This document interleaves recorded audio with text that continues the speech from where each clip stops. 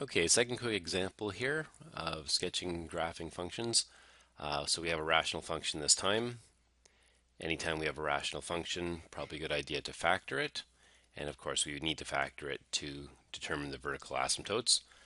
So in this case, when the denominator is 0, I have my vertical asymptotes. So when x is negative 3 and when x is positive 3. And so I guess maybe we'll just sort of sketch those in quickly here.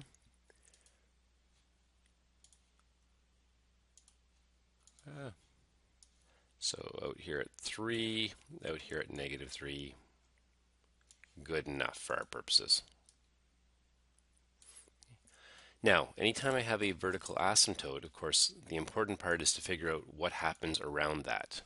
And so I know that my curve could either come up here or go down here and do the same thing on each of the sides of my asymptotes. So that's what I'm sort of trying to determine first. So I'm simply going to, like everything else, test values.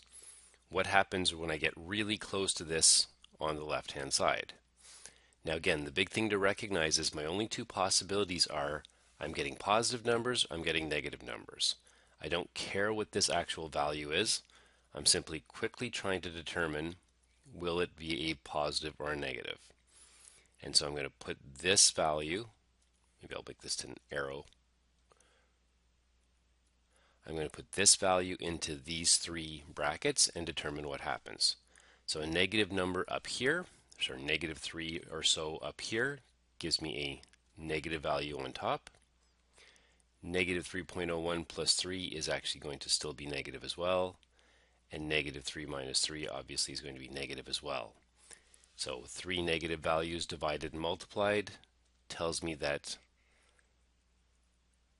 my graph is going to come down towards the negatives on the left side of that asymptote.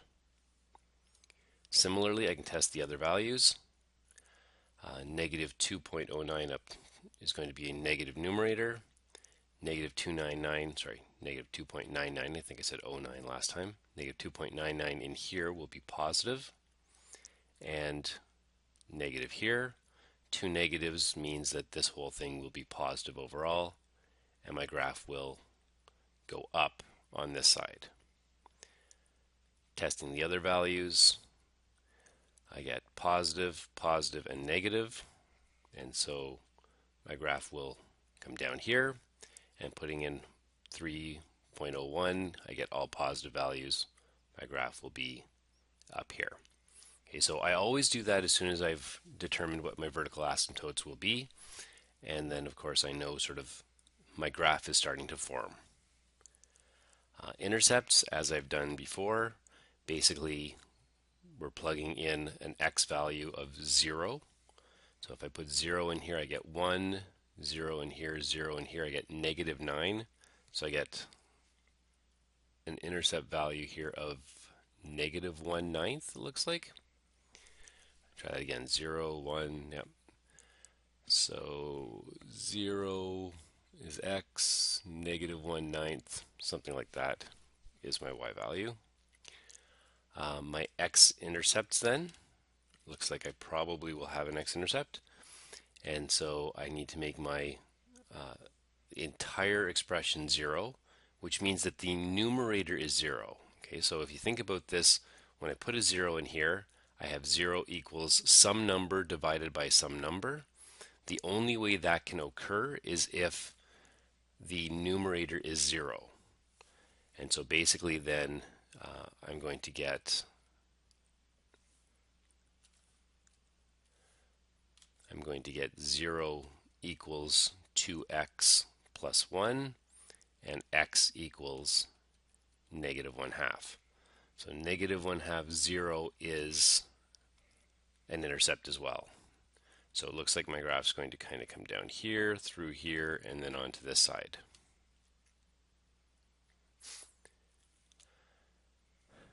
Maximum minimums, of course, at that point, I can then do normally, I'll pause and come back. Okay, so now as far as maximum minimums go, this is my first derivative. In order to find a maximum or minimum, I try to make that equal to 0. And although it may not be clear here, I'll be honest, this question was a little bit more advanced than some you'll run into for sure. But this can never be zero. Sort of looking at my numerator here, no matter what I plug in, I'm not going to get a value. This is a parabola. It's a parabola with a vertex above the x-axis, so there are no zeros for this. So there are no maximum minimum points. Good to know. Continuing with our algorithm, of course, the next step is, well, if we had a maximum or minimum, determine whether it was, if we had a critical point, I guess I should say, determine whether it was a maximum or minimum, and then determine oblique and horizontal asymptotes. And so we'll sort of finish with that. Given this expression, or maybe better, given this expression, remember for oblique asymptotes and horizontal asymptotes, we always look at the highest degree of the numerator and denominator. And if we simplify that, we end up with 2 over x, which means that my horizontal asymptote will be at 0. Okay, so as x gets really big, I get 2 over some huge number, which is very close to 0. Or 2 over some really large negative number, which again is still going to be 2 over 0. And so I will have a horizontal asymptote now right in here.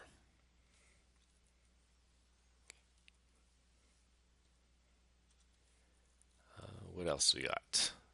End behaviors. Basically, we need to determine what's going to happen around the oblique or horizontal asymptote. In this case, it's going to be fairly obvious kind of as we put things together. And finally, the inflection points. And the inflection point in this case is actually going to be pretty tough.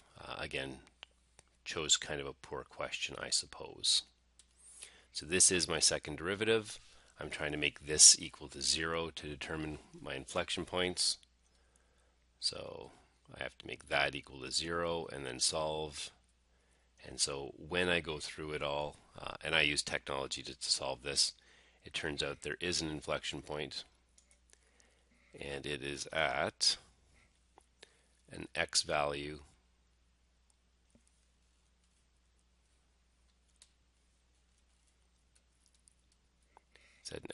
of negative 0.168 approximately.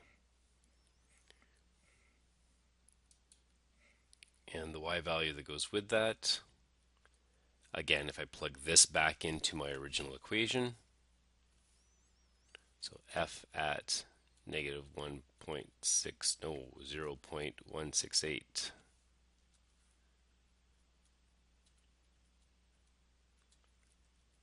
gives me a y value of approximately this. Now again, don't worry about this for now. These are, you will do this, but it will work out much more nicely than it is for me in most cases. But it's nothing like sort of this we can't really solve very nicely. But if the expression were nicer, then plugging the numbers in, of course, would be fine. We just pick up a calculator to do it. So this is the point that I'm going to plot. That is my inflection point. And so, yucky. It's in here somewhere, essentially. And because I know there are no other maximum minimum points, I basically have the graph, even as much as it doesn't look like I do. This will have to come up and approach the horizontal asymptote. It can't pass through the horizontal axes, the x-axis, because there are no other intercepts. It can't go above and come back because there are no other maximum minimums. This graph is going to come down and more or less be parabolic up or concave up until that point, and then transition to a concave down, and it's going to slide in and approach my next asymptote over here.